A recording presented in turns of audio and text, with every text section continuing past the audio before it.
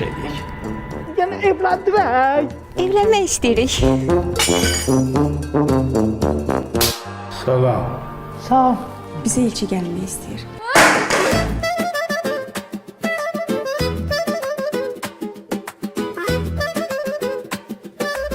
Bir razılaş gələn döyülməyə. Danış, eşidirəm. Bilsən papa nə deyib sənə? Yox, o söyləmə, təhqir elə.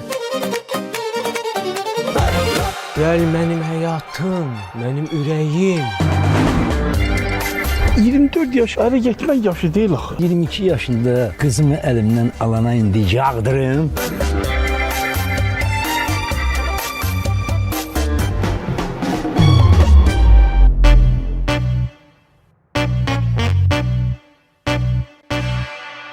Atama bir söz deməlisən. Nə deməliyəm? Mən cidden bir oğlan var. Nə? Bir dəqiqəyə. Başa düşəmirəm, mənim qızlarım bu evə niyə nifrət edirlər? Niyə bu evdən çıxıb getmək istəyirlər? Ne harak kürəkən? Haran ağrıyır kürəkən? Kürəkən vs qaynata.